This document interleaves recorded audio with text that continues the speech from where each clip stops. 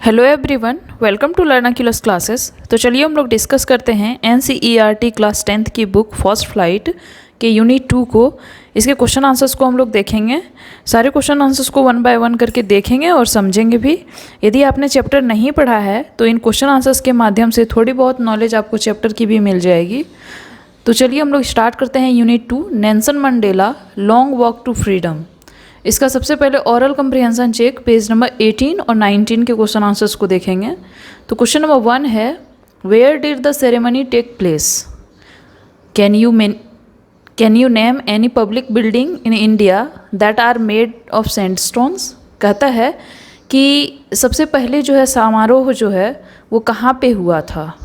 और दूसरा इससे रिलेटेड क्वेश्चन है, can you name any public building? क्या कोई ऐसा पब्लिक बिल्डिंग का नाम इंडिया में बता सकते हैं जो कि सैंडस्टोन से बना हुआ है? तो इसका आंसर है, the ceremonies took place in the campus of union building of Pretoria.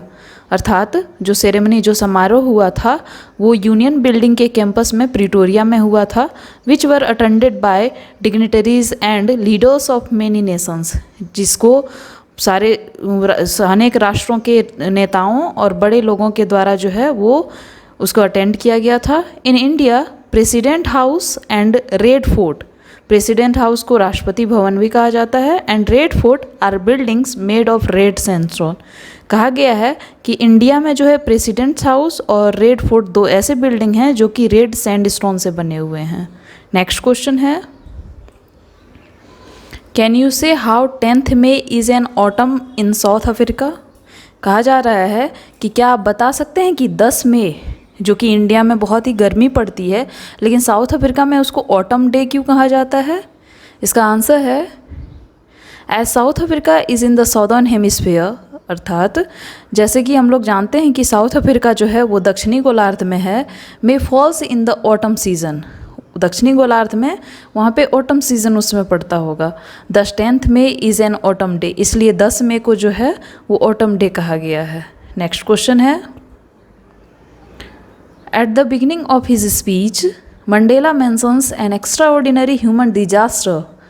जैसे ही उन्होंने अपने भाषण की शुरुआत की, नेल्सन मंडेला ने सबसे पहले जो है एक वर्ड जो है कहा, एक सेंटेंस कहा, एन एक्स्ट्राऑर्डिनरी ह्यूमन डिजास्टर, अर्थात एक असाधारण मानव आपदा। What does he mean by this? ये आखिर क्यों उन्होंने कहा कि एक असाधारण मानव आपदा? इससे रिलेटेड एक और क्वेश्चन है, what is the glorious human achievement he speak of at the end? और अंत, अपने भाषण के अंत में उन्होंने किस ग्लोरियस ह्यूमन अचीवमेंट अर्थात किस गौरवशाली मानवीय उपलब्धि की बात की? इसका आंसर है, By an extraordinary human disaster, Mandela means to state the practice of apartheid in South Africa. उनके असाधारण मानव आपदा कहने का अर्थ था कि वह जो है अपना वो साउथ अफ्रीका में जो चल रहे थे अपार्थेड यानी कि रंग भेद की नीति, वो प्रथा, उसके बारे में उन्होंने कहा, during this there was a racial segregation based on colour and black suffered a lot. इसके दौरान जो है काफ़ी लोगों को जो है वो रेशियल सेग्रीगेशन अर्थात एक तरह से कहा जा सकता है कि नस्ल के आधार पर, रंग के आधार पर जो है बंटवारा काफ़ी लोगों को सहना पड़ा था। Even black suffered a lot अर्थात काले लोगों को जो है काफ़ी सफ़र करना पड़ा था, बहुत झेलना पड़ा था। They were not allowed to demand freedom and और एनी राइट। उन लोगों को जो है ना ही स्वतंत्रता की मांग करने का अधिकार था और ना ही किसी भी जो है किसी भी अधिकार के बारे में वो लोग बात कर पाते थे। सेकेंड पैराग्राफ है, Mandela himself did spend many years on infamous Robben Island. इसके अलावा भी मंडेला ने जो है बहुत दिनों तक एक इनफेमस, जो कि फेमस नहीं है, वैसे जो है आइलैंड पे बिताया जिसका नाम है रोबेन आइलैंड, एज ए प्रिजनर। मतलब अर्थात उन्हें जो है एक बंदी बनाकर जो है रोबेन आइलैंड में जो है उनको रखा गया था, where he was beaten mercilessly, जहाँ पे उनको बहुत ही निर्दयतापूर्वक पीटा गया था। He considered it as a great glorious human achievement. उसके बाद जो दूसरा वर्ड था दूसरे क्वेश्चन में, ग्लोरियस ह्यूमन अचीवमेंट, यहाँ पे उन्होंने ग्लोरियस ह्यूमन अचीवमेंट की बात की, that a black person became the president of a country where the blacks were not even considered human being and were treated badly। अर्थात ब्लैक पर्सन जो है, एक काला व्यक्ति जो है एक प्रेसिडेंट राष्ट्रपति बने उस देश के, जहाँ पे एक ज़माने में काले लोगों को जो है वो एक मानव की तरह भी नहीं समझा जाता था और उन्हें बहुत बुरे तरीके से उनके साथ ट्रीट किया जाता था। तो इसी चीज़ को उन्होंने ग्लोरियस ह्यूमन अचीवमेंट कहा कि जहाँ पे काले लोगों को, एक समय था जहाँ पे काले लोगों को जो है वो उन्हें अच्छे से ट्रीट तक नहीं किया जाता था, वहाँ पे उन लोग वहाँ का राष्ट्रपति एक दिन वही ब्लैक पीपल ही बना। नेक्स्ट क्वेश्चन है, what does Mandela thank the international leaders for? अर्थात नेल्सन मंडेला ने इंटरनेशनल लीडर्स का धन्यवाद क्यों किया? इसका आंसर है, Mandela felt very privilege to welcome the international leaders at the swearing ceremony. अर्थात नेल्सन मंडेला ने समारोह में शपथ ग्रहण करने के दौरान अपने आप को जो है वो बहुत ही विशेषाधिकृत समझ रहे थे। Because not too long ago the South Africans were considered outlaws, क्योंकि बहुत ही लंबे समय से जो है साउथ अफ्रीकन्स को जो है वो अपराधियों में माना जाता था।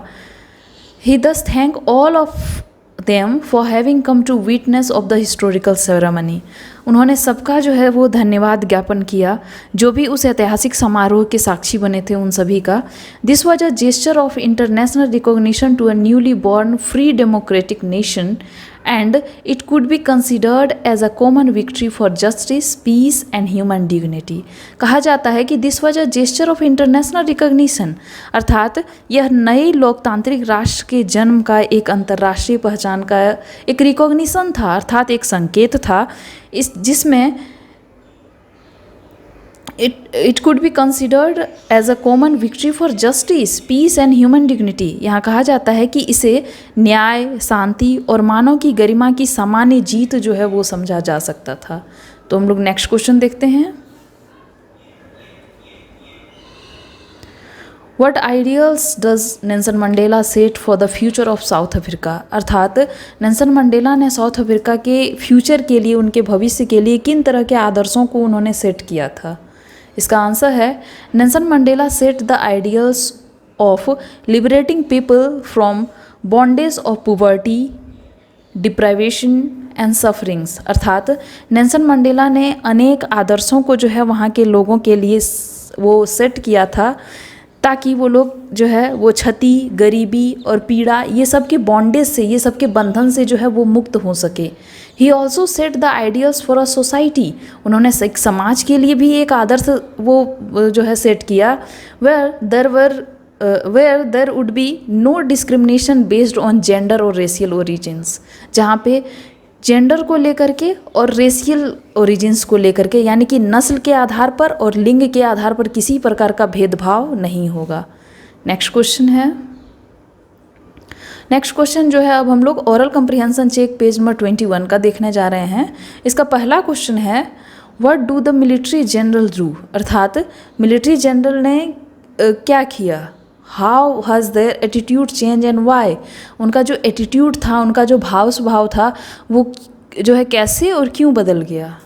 इसका आंसर है, the highest military general of south African defence force saluted Mandela and placed their loyalty, which was of great significance, as during apartheid era they would have arrested him। कहा जाता है कि जो सबसे हाईएस्ट मिलिट्री जनरल्स जो थे south Africa defence force के, उन्होंने मंडेला को जो है वो सैल्यूट किया और प्लेस देयर लॉयलिटी, और उनकी जो लॉयलिटी थी, उनकी जो एक तरह से कहा जा सकता है उनकी जो राजभक्ति थी, ठीक है, उनको जो है उनकी प्रशंसा करने के साथ ही which was a great significance, जो कि एक नया जो है उदाहरण प्रस्तुत करता है। During apartheid era they would have arrested him. ये वही मिलिट्री फोर्सेस थे या वही मिलिट्री जनरल्स थे जिन्होंने नेल्सन मंडेला को जो है जब अपार्थेड, जब रंग भेद की जब प्रथा जब चल रही थी, उनका जब वो विरोध कर रहे थे तो वही मिलिट्री फोर्स ने उन्हें अरेस्ट किया था। The change in their attitude was because of struggle and sacrifice put in by many heroes of South Africa। कहा जाता है कि ये परिवर्तन आखिर जो है उनके एटीट्यूड में, ये परिवर्तन किसके वजह से आया? बिकॉज ऑफ स्ट्रगल, उनके संघर्ष के दौरान, उनके सेक्रीफाइसेस, उनके जो है एक तरह से कहा जा सकता है कि त्याग के जो है कारण उसमें ये आया, जो कि बहुत से साउथ अफ्रीका के बहुत से हीरोज़ द्वारा लाया जा चुका था। This struggle not only insured the freedom of a nation struggling with apartheid. ये जो स्ट्रगल है, ये जो संघर्ष है, सिर्फ इस चीज़ को इंश्योर नहीं करता है कि ये एक नेशन, एक राष्ट्र का जो है वो फ्रीडम हुआ है, यानी कि एक राष्ट्र को स्वतंत्रता मिली है, जो कि अपार्थेड, जो कि रंगभेद की नीति से जो है वो स्ट्रगल कर रहे थे, सफ़र कर रहे थे उसको, but brought a change in the mind set of many. यह जो है काफ़ी के दिमाग में जो है वो परिवर्तन लाया है। सिर्फ यह जो है एक तरह से ये नहीं कहा जा सकता है कि सिर्फ रंगभेद की नीति के द्वारा जो है मिली हुई स्वतंत्रता थी, एक तरह से कहा जा सकता है यह दिमागी स्वतंत्रता भी थी। ही believed that love can also be taught. इन्होंने, उनका मानना था, उनकी जो विश्वास था उनका विश्वास यह था कि love can also be taught, मतलब अर्थात प्यार जो है वह कुछ ना कुछ सिखाता है। And human being is naturally incline towards love rather than hate. और मानव जो मानव प्रवृत्ति होती है वह कहीं ना कहीं जो है वो नफ़रत से अधिक कहीं ना कहीं जो है वो प्यार पर उनका झुकाव बन जाता है। नेक्स्ट क्वेश्चन है, why were two national anthem sung. अर्थात वहाँ पे दो जो है वो राष्ट्रगान जो है वो क्यों गाए जाते थे। इसका आंसर है, on the auspicious occasion of the inauguration two national anthems, one by the whites and other by the blacks, symbolising the equality of the blacks and whites were sung. कहा जाता है कि वहाँ पे कुछ भी जब शुभ वैसा कुछ प्रोग्राम होता था, ऑस्पिशियस ओकेजन जब होता था, वैसे अवसर पर जो है दो नेशनल एंथम, दो राष्ट्रगान गाया जाता था। एक वाइट पीपल के लिए और दूसरा भी ब्लैक पीपल के लिए। यह कहीं ना कहीं यह दर्शाता है कि वाइट पीपल और ब्लैक पीपल में जो है वो इक्वालिटी अर्थात समानता जो है वो आ चुकी है। नेक्स्ट क्वेश्चन है,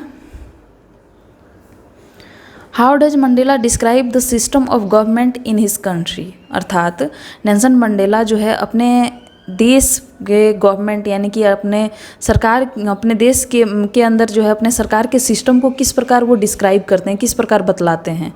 पहला क्वेश्चन है इन द फर्स्ट डिकेड, पहले दशक में, और दूसरा क्वेश्चन है इन द फाइनल डिकेड, अर्थात अंत दशक में ऑफ द 20वीं सेंचुरी, जो 20वीं शताब्दी का अंतिम जो दशक था उस 10 सालों के दौरान, और प्रथम जो दशक था 20वीं सेंचुरी का, उन 10 सालों के दौरान वो क्या डिफरेंसेस बताते हैं। इसका आंसर है,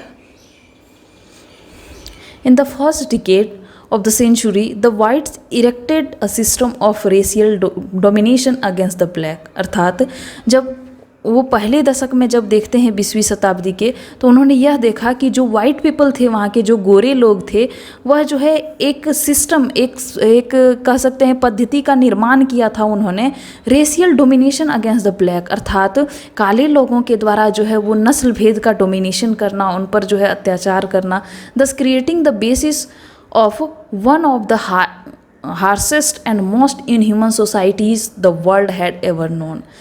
यह कहीं ना कहीं उनके द्वारा बनाई गई यह पद्धति जो है वो दुनिया की सबसे कठोर एक तरह से और इनह्यूमन, अमानवीय जो है वो सामाजिक नीति जो है वो बन गई थी, जो कि पूरे दुनिया में ऐसा कहीं नहीं देखा गया था।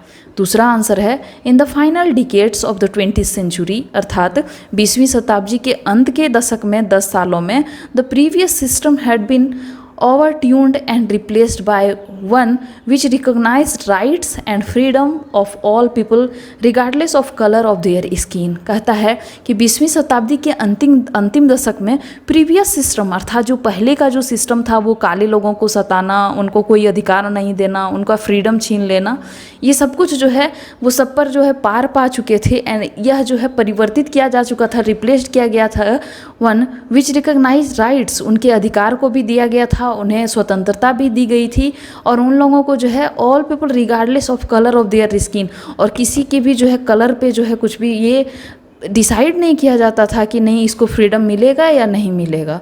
तो ये दोनों परिवर्तन हुए थे। पहले दशक में काले लोगों को जो है कोई फ्रीडम नहीं प्राप्त था, और अंतिम के दशक में जो था 20वीं शताब्दी में, वो उन लोगों को उनको फ्रीडम भी प्राप्त हो चुका था और उनको अधिकार भी मिल चुका था। नेक्स्ट क्वेश्चन है, अब next question fourth number question है, what does courage mean to Mandela. अर्थात मंडेला के अनुसार करेज, उत्साह का क्या अर्थ है। इसका आंसर है, for Mandela courage does not mean the absence of fear. Mandela के अनुसार उत्साह या फिर एक तरह से कह सकते हैं हिम्मत का अर्थ यह नहीं है कि उसमें डर ना होना, but a victory over fear. डर होने के साथ ही उस पर जीत पाना जो है उनका करेज का अर्थ यही है। According to him brave man need not be fearless but should be able to conquer fear. इनके अनुसार बहादुर आदमी वह नहीं है जिनके अंदर डर नहीं है, बहादुर आदमी वह है जो डर के आगे जो है डर के ऊपर जीतता है, वह बहादुर है। नेक्स्ट 5th नंबर क्वेश्चन हम लोग देख रहे हैं, which does Mandela think is natural to love और टू हेट। अर्थात मंडेला के अनुसार नेचुरल जो प्रवृत्ति जो होती है, प्राकृतिक प्रवृत्ति, वो क्या होती है, प्यार करना और नफरत।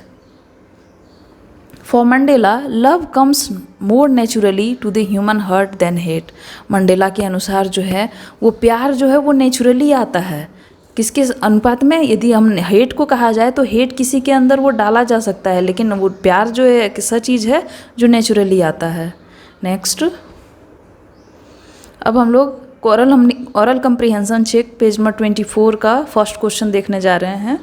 इसका फर्स्ट क्वेश्चन है, what twin obligations does Mandela mention. यहाँ पे मंडेला ने जो है ट्वीन ऑब्लिगेशन, आखिर दो जुड़वा जिसको कहा जा सकता है, या फिर दो किन दायित्वों को जो है वो मेंशन किया है।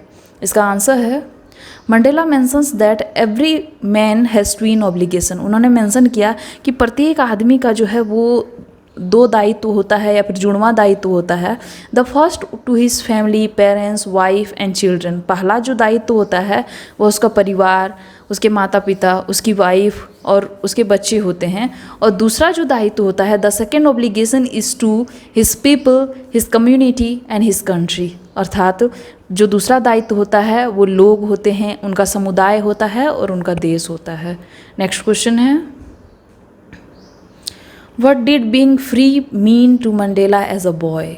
अर्थात जब वह एक लड़का थे, जब वह यंग थे, तो उनका जो फ्री का जो मीनिंग था वह क्या था, एज ए स्टूडेंट, एक स्टूडेंट होने के नाते उसका क्या अर्थ था।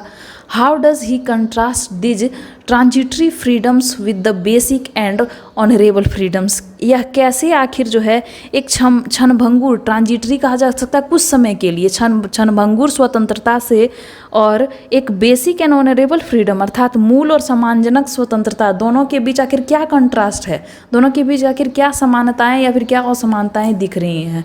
इसका आंसर है, like any other kid for Mandela freedom meant to make merry and enjoy the blissful life. दूसरे बच्चों या अन्य बच्चों की तरह मंडेला का भी मतलब, जब वो स्टूडेंट थे, जब वो बच्चे थे छोटे, तब उनका भी मतलब वही था कि फ्रीडम का क्या अर्थ होता है, शादी करना और लाइफ को एंजॉय करना। Once one become an adult, antics of childhood looks like transitory because most of the childish activity are wasteful from an adult's perspective। कहा जाता है कि जब वही जो है जब बड़ा हो जाता है तो antics of childhood looks like transitory. तो जो बचपन की जो भी एक्टिविटी होती है, जो भी क्रियाएं होती हैं, वो ट्रांजिटरी, वो कुछ समय के लिए या क्षणभंगुर लगने लगता है, क्योंकि most of the childish activity, जितने भी बचपन के जो बचपना हरकत जो होती है, जो एक्टिविटी होती है, आर वेस्टफुल, वो बेकार लगता है जैसे ही हम लोग एडल्ट हो जाते हैं। अब अपने जब एडल्ट के नज़रिए से देखते हैं तो बचपन की सारी हरकतें वो बेकार लगती हैं। Once you are adult you have to earn a livelihood to bring the bacon home. कहता है जब आप एडल्ट हो जाते हैं, जब आप बड़े हो जाते हैं, तो आपको कहीं ना कहीं जीविका जो है वो कमानी पड़ती है, जीविका चलानी पड़ती है, यहाँ तक कि अपना घर भी चलाना पड़ता है। It's only then when you get an honourable existence in the family and in the society. कहता है इट्स ओनली देन, यह जो है तभी जो है यह होता है तब जब आप लोग जो है अपने एक ऑनरेबल, एक सम्मानजनक एग्जिस्टेंस पाते हैं। कहाँ पे? अपने फैमिली में भी और अपने समाज में भी। नेक्स्ट क्वेश्चन है, does Mandela think the oppressor is free. क्या मंडेला ये सोचते थे कि ऑपरेसर अर्थात जो दबाव बनाने वाले होते हैं, दमनकर्ता जो होते हैं, वो क्या वो भी फ्री थे? वाई नॉट, क्यों नहीं? इसका आंसर है, Mandela does not think that the oppressor is free. Mandela जो है सोचते थे कि जो दमनकर्ता भी होते हैं वो शायद फ्री नहीं होते हैं। According to him an oppressor is a victim of hatred उनके अनुसार जो ऑपरेसर, जो दमनकर्ता होते हैं, वो किसके दोषी होते हैं? नफ़रत के दोषी होते हैं। Who is behind the bars of prejudice and narrow mindness, जो किसके अंदर वो लोग जो हैं वो एक तरह से कह सकते हैं वो पूर्वाग्रह के सलाखों के पीछे जो है वो दबे हुए होते हैं। He realises that both the oppressor and the oppressed, अर्थात जो दमनकर्ता होते हैं और जिनका दमन किया जाता है, are robbed of their humanity and peace, वो लोग, उन लोगों से ह्यूमैनिटी अर्थात मानवता और शांति दोनों छीन लिया जाता है। नेक्स्ट क्वेश्चन है, अब नेक्स्ट क्वेश्चन हम लोग thinking about text page number 24 का देखने जा रहे हैं। इसका पहला क्वेश्चन है, why did such a large number of international leaders attend the inauguration, अर्थात उस समारोह को जो है इतने बड़ी संख्या में लोगों ने, उस इंटरनेशनल लीडर्स ने, अंतर्राष्ट्रीय नेताओं ने क्यों जो है उसको अटेंड किया था। What did it signify the Triumph of, आखिर ये किस चीज़ की जीत को दिखाता है। इसका आंसर है to be the part of the inauguration, अर्थात उस समारोह का पार्ट होने के नाते international leaders showed a gesture of solidity from international community to the idea of the end of apartheid. उन्होंने जो है जो भी वहाँ के इंटरनेशनल लीडर्स जो आए थे, उन्होंने एक तरह से देशभक्ति का भाव दिखाया। किसके प्रति? क्योंकि अपार्थिड जो रंग भेद की नीति थी वो जो है उसका अब अंत हो रहा था। It was the significance of the victory of good over evil and triumph of tolerance society without discrimination. यह कहीं ना कहीं जो है इट वॉज द सिग्निफिकेंस, यह कहीं ना कहीं जो है किसकी महत्वता को दिखाता है। यह विक्ट्री ओवर गुड एविल, यानी कि बुराई के ऊपर जो है वो अच्छाई की जीत को दिखाता है। और यह कह सकते हैं कि यह जो है एक Trump of a tolerance society, एक सहनशील समाज के ऊपर की जीत को दिखाता है, जहाँ पे विदाउट एनी डिस्क्रिमिनेशन, जहाँ पे किसी भी डिस्क्रिमिनेशन, किसी भी भेदभाव के बिना जो है वो जीत हुई हो। नेक्स्ट क्वेश्चन है, What does Mandela mean when he say he is simply the sum of all those African patriots who had gone before him? ऐसा मंडेला कहते हैं कि वह जो है simply the sum of all those African patriots, जितने भी अफ्रीकन जो देशभक्त थे उनका जो वो सम है, मतलब एक जोड़ करके एक वो बने हैं। आखिर उन्होंने ऐसा क्यों कहा कि जो हमें छोड़ के जा चुके हैं उनका एक सम है। इसका आंसर है By saying that he is simply the sum of all those African patriots, ये कहते हुए मंडेला जो हैं ये कहना चाहते हैं, Mandela wants to pay his tribute to all the people who have sacrificed their lives for the sake of the freedom। सारे उस अफ्रीकन पीपल्स को वो जो है वो सैल्यूट करना चाहते हैं, सबको जो है वो सम्मान देना चाहते हैं, ट्रिब्यूट करना चाहते हैं, जिन्होंने अपनी ज़िंदगी, अपनी जो है वो किसके त्याग में बिता दिया, वो फ्रीडम यानी कि स्वतंत्रता के त्याग में अपना जीवन बिता दिया। He says that he is grateful to those who had gone before him.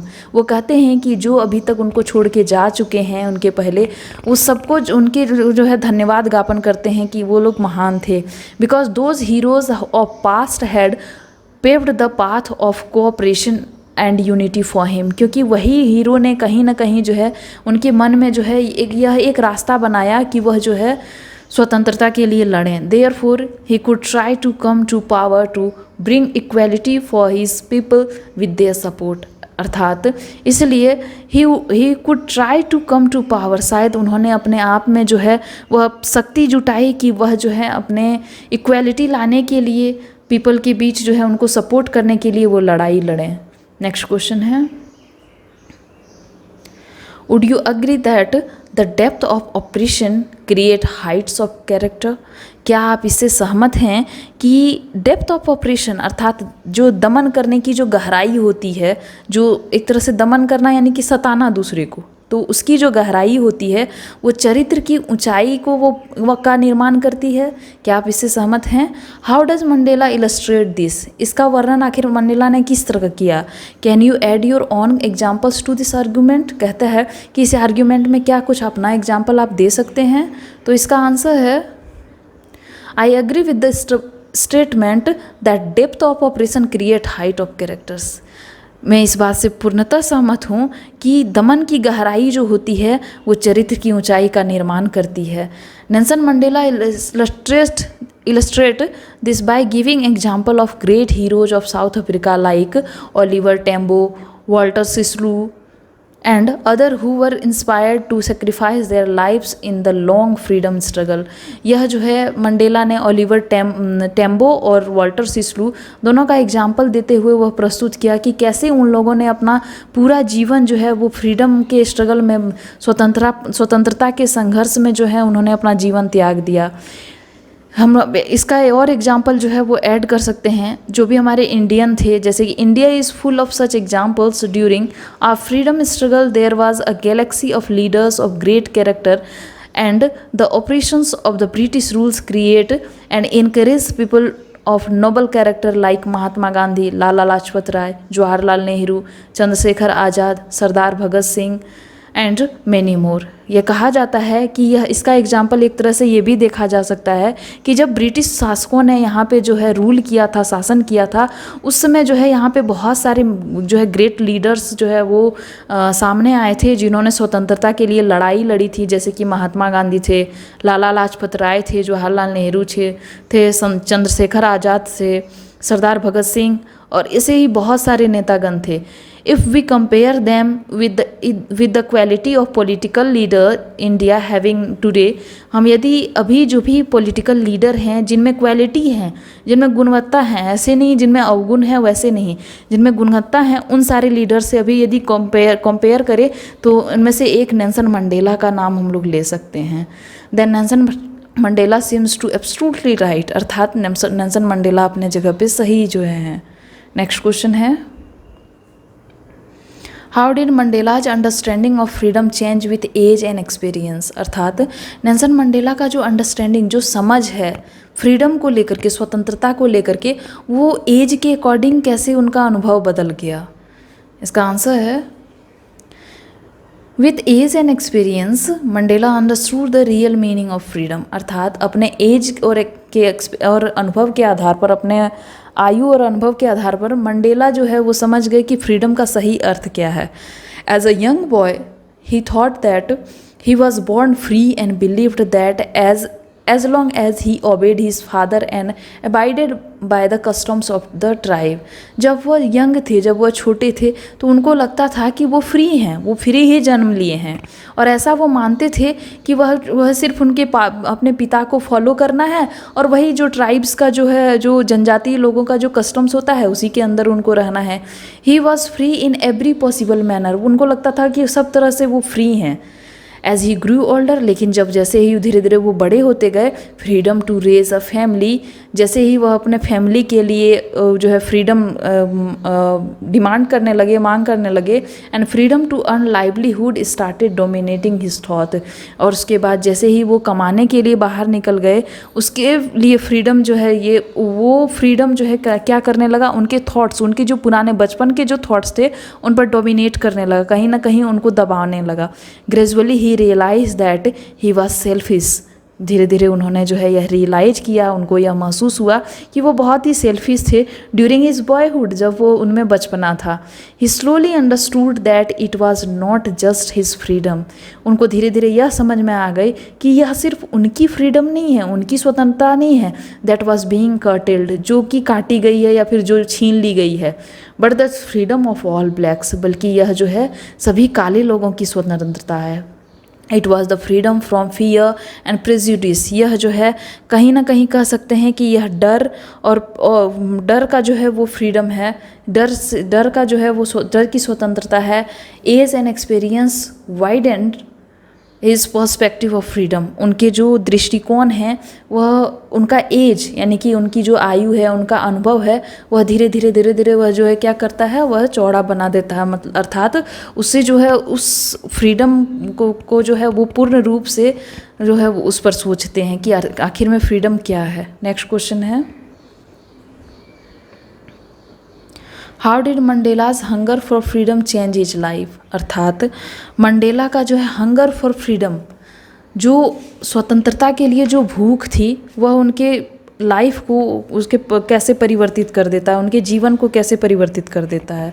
इसका आंसर है Mandela realise in his youth that it was not just his freedom. उन्होंने अपने यूथ में ही, जैसे वो धीरे धीरे बड़े होते गए, उसमें ही उनको रियलाइज हो गया कि यह सिर्फ उनकी स्वतंत्रता नहीं है दैट वाज बीइंग कर्टेल, जिनको जो है वो काट लिया गया है, जिनको जो है छीन लिया गया है, but the freedom of all blacks, बल्कि सभी काले लोगों की स्वतंत्रता है। This courage the fearful man to a fearless rebel.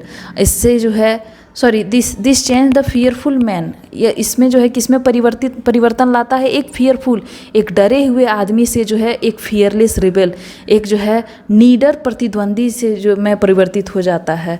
He sacrifice the comforts of a settle family life to fight for a greater cause. उन्होंने जो है अपने कंफर्ट फैमिली लाइफ, जो आरामदेह जो जीवन होता है फैमिली का, परिवार के साथ, उसको जो है सेक्रीफाइस, उनका त्याग करते हुए जो है वह लड़ाई की ओर अग्रसर हो गए। He joined the African National Congress. उन्होंने अफ्रीकन नेशनल कांग्रेस को ज्वाइन किया। And this change him from the frightened young man into a bold one. यह उनको जो है एक डरे हुए यंग आदमी से उनको बोल्ड बना दिया। Who fought against racial prejudice, जिन्होंने जो है किसके लिए लड़ाई किया, नस्ल भेद के लिए लड़ाई किया। तो हम लोगों ने इस चैप्टर के सारे क्वेश्चन आंसर्स को कंप्लीट किया। उम्मीद है आपको समझ आ गई होगी। यदि यह वीडियो आपको अच्छा लगे तो लाइक शेयर सब्सक्राइब जरूर करें। धन्यवाद।